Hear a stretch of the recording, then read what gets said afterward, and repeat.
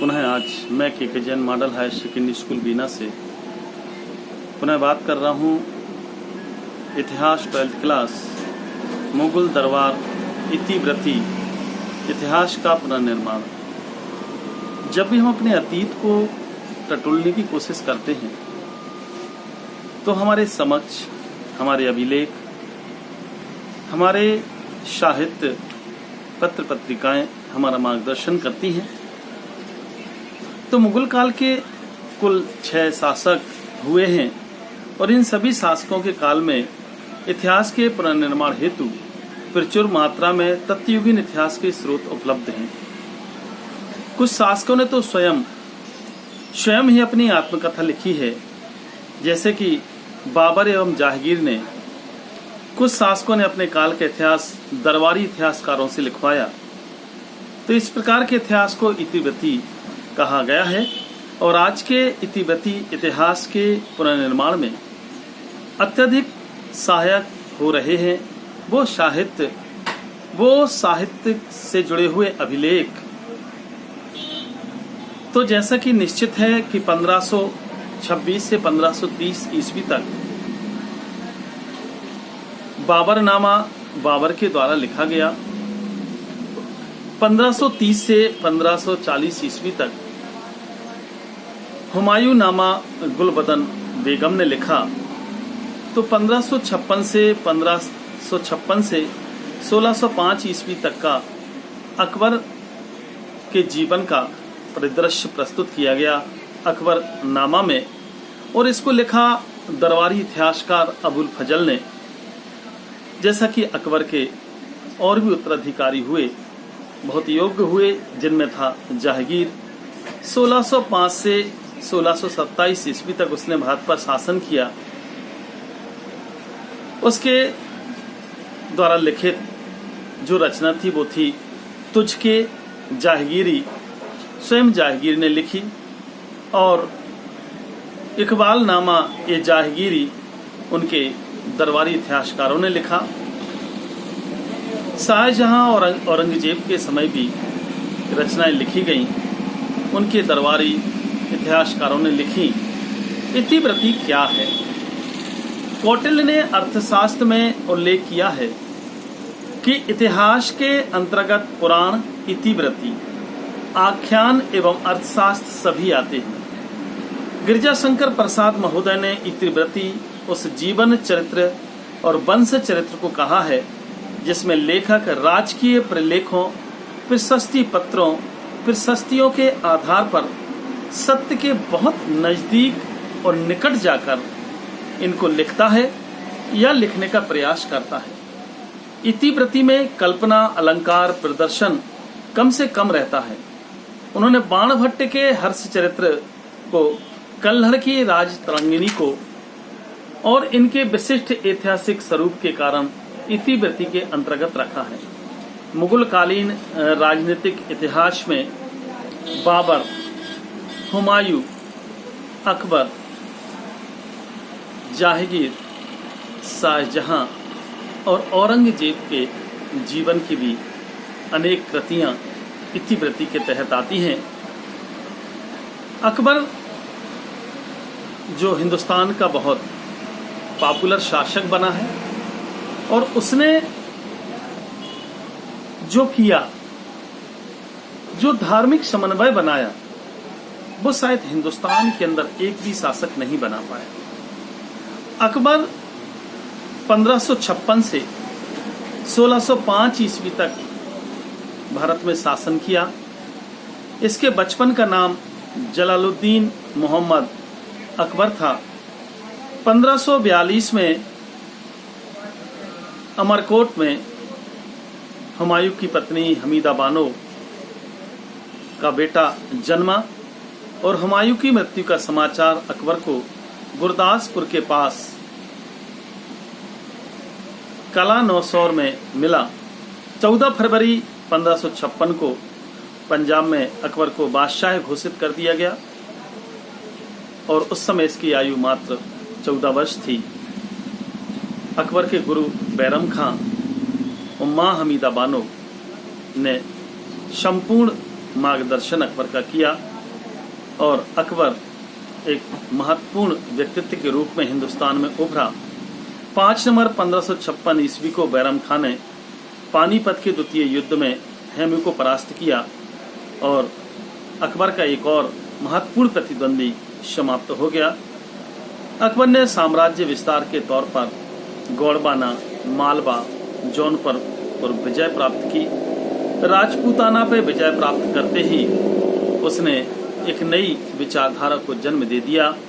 हल्दी घाटी का युद्ध 1576 ईस्वी में मेवाड़ के चित्तौड़गढ़ में उसने मुगलों के शासन के तौर पर अधिकार किया और अपनी विजय पताका लहराई। गुजरात विजय, काबुल या कंधार हो, अहमदनगर की विजय हो, तमाम विजय की पताका अकबर के नाम जाती है। और अकबर एक बहुत बड़ा साम्राज्यवादी, हिंदुस्तान की जो व्यवस्था थी उसमें एक मुगल कालीन सल्तनत की मजबूत नींव उसने डाली थी। वो नहीं चाहता था कि उसके पिता हुमायूं जीवन भर युद्ध लड़ते रहे, संघर्ष करते रहे, लेकिन वो कतई नहीं चाहता था कि मेरे पिता के समान मेरा शासन स्थापित हो। इसलिए उसने जिन राजपूतों पर विजय हासिल की उनसे रिश्तेदारी बनाई, संबंध बनाए, उनकी जो बेग में थी उनसे विवाह किया। और ऐसे अनेक उदाहरण हैं। इतिहासकार मानते हैं कि जहांगीर अकबर का जो पुत्र था बहुत मनौती से पैदा हुआ। संत शेख सलीम चिश्ती की आशीर्वाद से अकबर की पत्नी जोधाबाई के यहाँ ये पुत्र प्राप्त हुआ, जिसका नाम था जहांगीर। 30 अगस्त 1569 ईस्वी को सलीम जहांगीर का जन्म हुआ। अकबर के 2 और पुत्र थे, जिसका नाम था मुराद एवं दानियाल। अत्यधिक शराब सेवन के कारण दोनों ही मृत्यु को प्राप्त हुए। अकबर के बारे में कहा जाता है कि अकबर का कोई शिक्षक नहीं था। बैरम खां और माँ हमीदा बानो ने एक शिक्षक की भूमिका निभाई। अकबर अनपढ़ था, लेकिन फारसी और उर्दू का उसे बहुत ज़्यादा ज्ञान था। इतिहासकार कहते हैं कि अकबर शराब का पूरी तरह निषेध करता था और निषेध करने के साथ साथ उसने अपने राज्य में विक्रय पर भी निषेध किया था। अनेक सामाजिक कल्याणकारी कार्य भी उसने किए थे, जिसके तहत कहा जाता है कि अकबर के समय जिन महत्वपूर्ण महिलाओं के नाम आते हैं उसमें जोधाबाई थी, नूरजहां, मुमताज महल जैसी महिलाओं के भी नाम आते हैं। चांद बीबी, जिन्होंने मुगल कालीन शासन में अपना एक स्थान बनाया था। इतिहासकार कहते हैं कि अकबर के बाद अकबर के उत्तराधिकारियों में एक और उत्तराधिकारी जन्मा, जिसका नाम था औरंगजेब, जिसने 1658 से 1707 ईस्वी तक हिंदुस्तान में शासन किया। इसका नाम था मुइजुद्दीन मोहम्मद औरंगजेब। 3 नवंबर 1618 ईस्वी को उज्जैन के पास दोहद में इसका जन्म हुआ। और औरंगजेब के बारे में कहा जाता है कि इसने अकबर के द्वारा जो सलायुल की नीति अपनाई गई, जिस राजपूत नीति को इसने अकबर ने स्थापित किया था, जिन राजपूत पराजित राजाओं की रानियों को या बेटियों से उसने विवाह किया था, औरंगजेब ने इस सारी की सारी अकबर की बनाई व्यवस्था को समाप्त करने का निर्णय किया। इतिहासकार कहते हैं कि मुगलों और राजपूतों के संबंध बेहद घनिष्ठ थे और अकबर ने इन संबंधों को इसलिए बनाया था कि हुमायूं जीवन भर संघर्ष करता रहा, लेकिन हिंदुस्तान में एक स्थायी साम्राज्य की नींव नहीं डाल सका। कारण था कि राजपूत जो सरदार थे वो हमेशा हुमायूं को संघर्ष में पराजित करते रहे। कभी हुमायूं जीतता तो कभी हुमायूं पराजित हो जाता। बाबर एवं राजपूतों के संबंध भी बहुत अच्छे नहीं रहे, लेकिन अकबर ने हिंदुस्तान में हिंदूवादी विचारधारा को अपनाकर उसने राजपूतों से अच्छे संबंध बनाए और एक बड़े साम्राज्य की नींव डाली। राजपूतों द्वारा मुगलों का सहयोग करने के कारण राजपूत निरंतर कमजोर होते चले गए। राजस्थान में उत्तराधिकारों के संघर्ष में वृद्धि होने लगी। राजपूत नरेशों द्वारा अपने पुत्रों के लिए जीविका का साधन जुटाना प्रारंभ करने लगे। अपने राज्यों की सुरक्षा मुगलों के आश्रय ढूंढने लगे। मुगलों के आक्रमण से अपने आप को सुरक्षित करने लगे। राजपूत नरेशों के पास स्थायी सेना का अभाव था, इसलिए वो निरंतर अकबर के दायरे में आते चले गए। जहांगीर की राजपूत नीति वैसे ही थी जैसी अकबर की राजपूत नीति थी। इतिहासकार मानते हैं कि मुगल प्रशासन में हम तमाम अगर धार्मिक बातें करें तो अकबर स्वयं एक धर्मभ्रांत व्यक्ति था और उसने स्वयं तिलक लगाने की प्रथा को जन्म दिया था। अकबर ने जजिया कर हो, तीर्थ कर हो, इन तमाम करों को समाप्त किया था। उसने ऐसे तमाम लेखकों को पहले ही संदेश दे दिया था कि हिंदुओं के बारे में ज्यादा नहीं लिखा जाएगा, क्योंकि हम किसी भी स्थिति में यहाँ संघर्ष को पैदा नहीं करना चाहिए। अकबर सही रूप में कहा जाए तो एक धर्मभ्रांत व्यक्ति था। वो प्रत्येक रविवार के दिन फतेहपुर सीकरी में एक इबादत खाने में बैठकर सभी धर्म के धर्मगुरुओं से चर्चा करता था कि आखिर हिंदू धर्म में क्या है, आखिर बौद्ध धर्म के अंदर क्या है, आखिर हिंदू धर्म के अंदर ऐसी कौन सी विशेषता है कि लोग एक कठिन धर्म को स्वीकार करते हैं, चाहे वो क्रिश्चियन धर्म हो, पंजाबी हो, या फिर हिंदू हो, या जैन हो, या बौद्ध हो। उसने सभी धर्मों के मुख्य बिंदुओं को धर्म गुरुओं से चर्चा करने के बाद एक दीन इलाही धर्म की स्थापना की थी। वो चाहता था कि एक ऐसे धर्म की स्थापना हो जिस धर्म में सभी धर्मों की अच्छाइयाँ छुपी हो, और इसी उद्देश्य को लेकर अकबर ने दीन इलाही धर्म की स्थापना की। लेकिन इतिहासकार कहते हैं कि इसके धर्म को लोगों ने स्वीकार नहीं किया। कुछ गिने चुने लोग ही, दरबारी ही थे जो अकबर के इस धर्म को स्वीकार करने लगे थे। मुगलकालीन प्रशासन में जो शासन व्यवस्था थी, उस शासन व्यवस्था के बारे में कहा जाता था कि उर्दू का एक शब्द था ईश्वर की छाया। इसको जिल्ले इलाही का नाम दिया गया। फर्द ए इज्दी के रूप में स्वीकार किया गया कि ईश्वर पृथ्वी पर है और ईश्वर की ही पूरी की पूरी व्यवस्था जिसे हम स्वीकार करते हैं।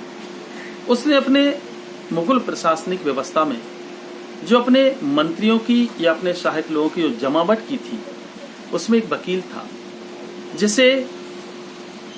जिसे वजीर का नाम दिया गया था, और ये पद अकबर ने बैरम खां के पश्चात इस पद का अंत कर दिया था।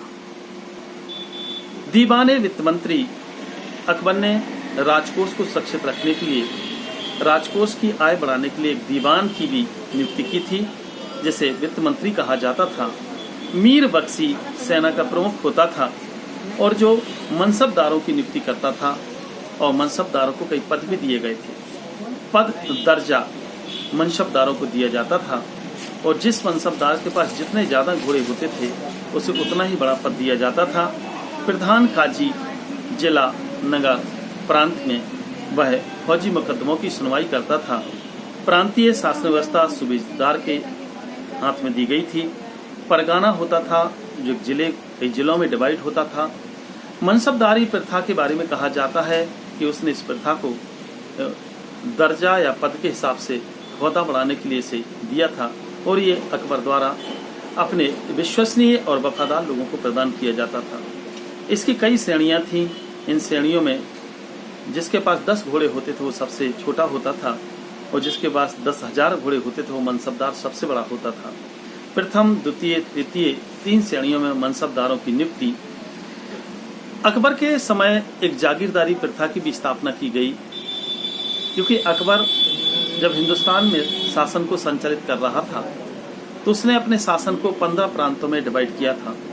इन 15 प्रांतों को कैसे संचालित किया जाए, तो बड़े बड़े भूस्वामियों को जमींदार बना दिया गया, और यही जमींदार अकबर के खजाने में भूमि के उत्पादन के बदले में कर प्राप्त करते थे और जमा करते थे।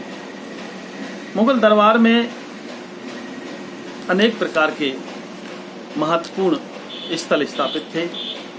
झरों का दर्शन जो छज्जे पर बनाए गए थे, दीवाने आम दीवाने खास, सह बुर्ज, हरम। हरम के बारे में कहा जाता है कि सम्राट अपने हरम में दोपहर की समय जाता था और यहाँ एक बहुत ही पवित्र स्थल को हरम का नाम दिया गया था। दरबार में प्रणाम करने की प्रथा का तरीका अकबर के समय शुरू हुआ था। हाथ जोड़कर प्रणाम किया जाता था और तिलक लगाने की प्रथा भी अकबर ने हिंदुओं से ही सीखी थी। इतिहासकार मानते हैं कि यहाँ अभिजात वर्ग की भी नियुक्ति की थी। जो दरबार से जुड़े हुए लोग, जो अकबर के वफादार जो लोग, जो राजकुमार होते थे, उन्हें अभिजात वर्ग में रखा जाता था। इतिहासकार मानते हैं कि आज इंटरनेट के समय हम जिस सूचना तंत्र की तारीफ करते हैं, अकबर के समय भी एक सूचना तंत्र था।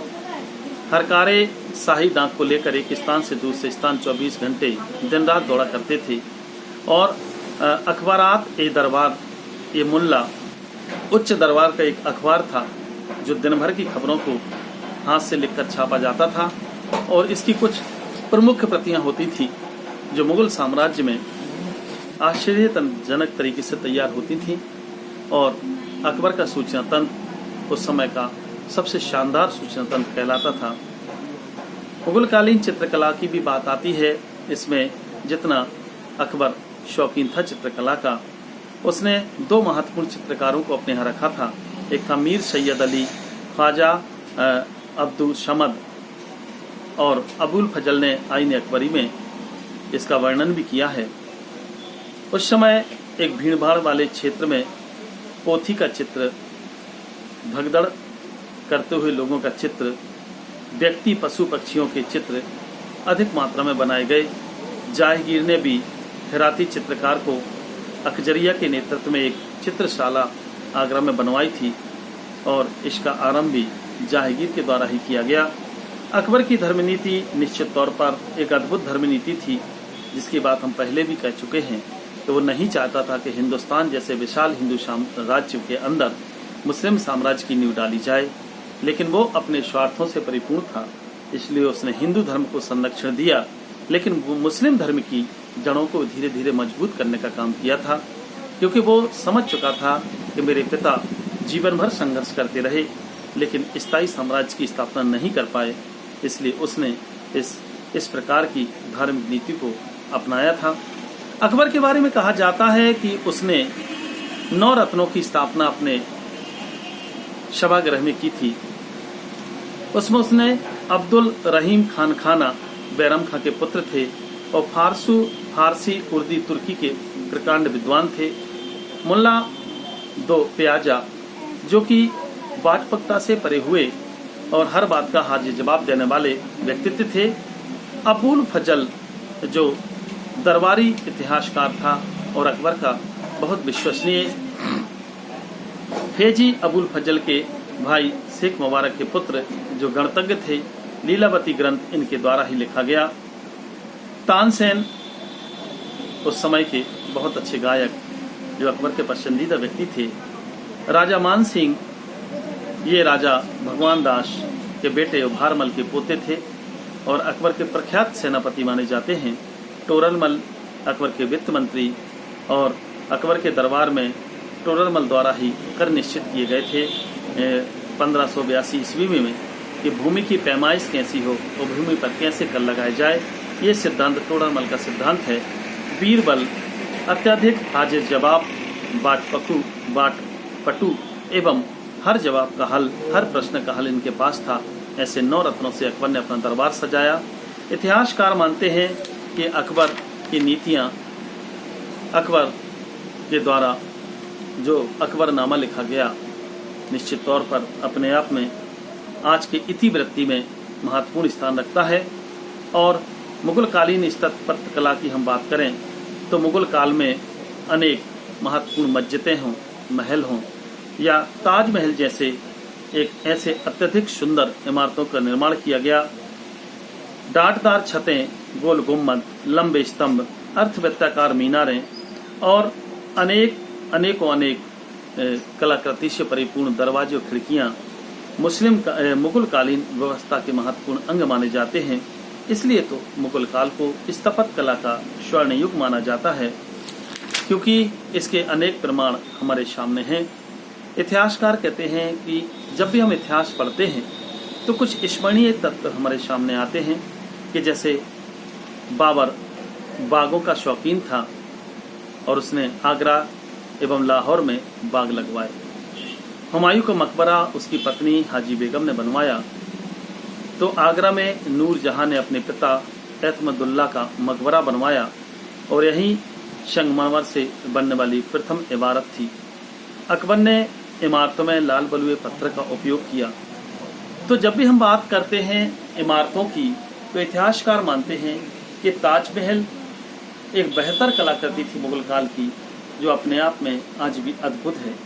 तो जब भी हम मुगल काल को पढ़ते हैं तो मुगल काल के, चाहे वो अकबर के नवरत्न हों, चाहे उस समय के 6 महत्वपूर्ण शासक हुए हैं, उनके द्वारा या तो उन्होंने कुछ रचनाएं लिखी या उनकी बेगमों ने लिखी या उनके दरबारी रचनाकारों ने लिखी, लेकिन इतिवृत्ति की पुनरावृत्ति तभी होगी जब हमारे समक्ष वो साहित्य होंगे, रचनाएं होंगी और हम उनको समझेंगे, क्योंकि इतिहास हमेशा ही अपने आप को स्थिर रखता है।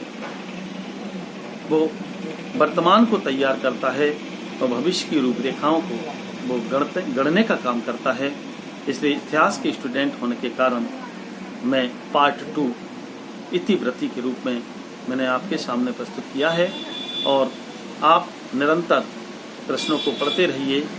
एनसीईआरटी इतिहास में बहुत डिटेल्स में दिया गया है और जहाँ कहीं भी ऐसा लगता है कि हमें इनके प्रश्न उत्तर लिखना चाहिए तो निश्चित तौर पर आप जरूर लिखें, क्योंकि परीक्षा में आने वाले महत्वपूर्ण बिंदुओं में जैसे हम अकबरनामा, हुमायूं नामा, अकबर के द्वारा लड़े गए युद्ध और अपने राज्य का विस्तार जो किया गया, इन सभी पर चर्चा करते हैं। तो पढ़ते रहिए और मेरे के Jain model high secondary school के वीडियो को सुनते रहिए। जय हिंद, जय भारत।